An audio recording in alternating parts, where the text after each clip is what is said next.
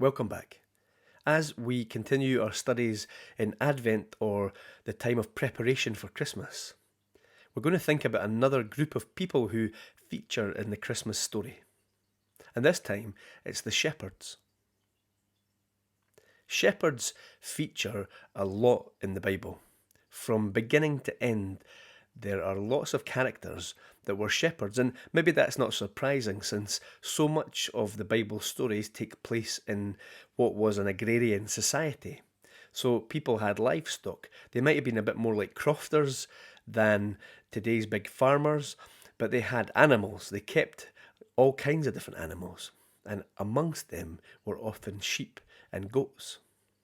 Abraham had livestock. He was a shepherd. So was Jacob, and his mother Rebecca was described as looking after the flocks. Jacob's wife Rachel also looked after the flocks. Moses was a shepherd at one point, and so was his wife Zipporah. And later, David is a shepherd long before he's a king. Jesus then often uses the language of shepherds and calls himself the Good Shepherd. And later in the New Testament, that language is continued where we have ministers or church leaders described as pastors, and pastor comes from the Latin word for shepherd. Even today, bishops carry a crook like a shepherd. I'm not quite sure where the hats come from. In the ancient Near East, it wasn't unusual for kings or even gods or deities to be known as shepherds. So it's not surprising then that God is described in the Old Testament as a shepherd, that Jesus is later described as a shepherd or the Good Shepherd, and he talks about his flock. Given all of this shepherding imagery, it makes sense that of the two groups of people who come to meet Jesus as he's born, one of these groups is shepherds, and the shepherds are directly invited by the angels. There's a whole lot of imagery caught up in the shepherds attending the birth of Jesus. For a start, in those days, shepherds weren't considered in such high esteem.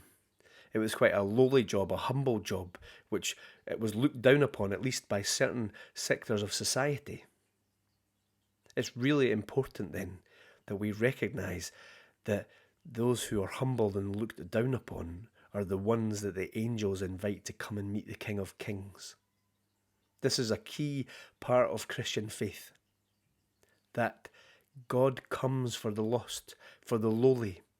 As Jesus grew and began his ministry in his 30s, he surrounded himself with those that were outcasts in society. They were the ones he invited to be with him, and they were the ones that invited him to be with them. Jesus often is incredibly critical of those in authority. He's often really critical of those high up in the church, in religious circles of his day. But to the lowly, to the outcast, Jesus makes himself available. Those are his kind of people. That's, I think, why shepherds were invited by the angels to come and see Jesus as the first visitors.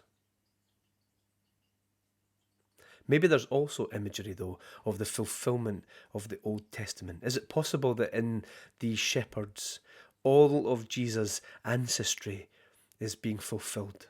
From Abraham right through Moses, through King David, all of these shepherds are embodied by the shepherds called in by the angels from the hills to meet the King of Kings.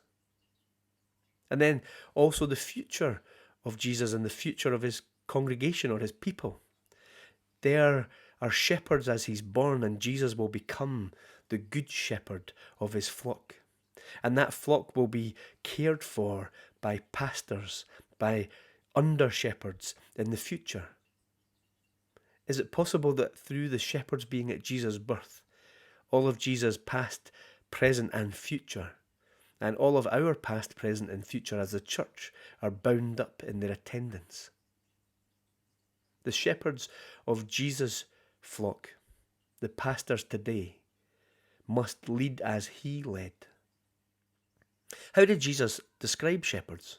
He said that they would lay down their life for their sheep. He said that they would protect their sheep. King David talks about fighting wild animals to protect the flock. We're told that the pastors, the shepherds, should protect the flock from wolves, from leaders that look like they're the right thing, but actually are something completely different, that are predatory. And we have known church leaders like that. We still do.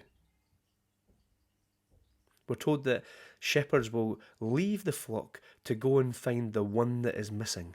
We're given an idea that individuals are important. Although the flock have identity as a group, Jesus seeks out the individual lost sheep. That is how our leaders should be in the church today. But also, isn't it incredible that that is how King Jesus describes himself? Pastorally, in shepherd terms, that he cares for us, that he leads us, that he looks out for us, that he protects us, that he seeks us out and searches for us. In an age where it is very easy to be cynical about our leaders, in a week where it is very easy to be greatly disappointed and cynical in our political leaders,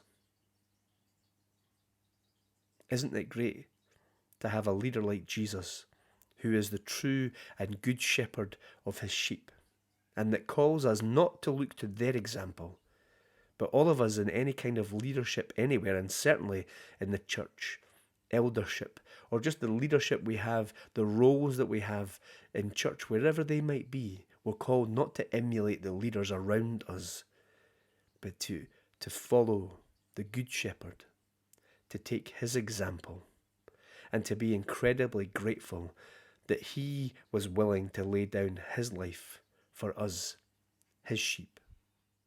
Is it too much of a stretch to see all of this bound up in the visiting shepherds on the day of Jesus' birth? Amen.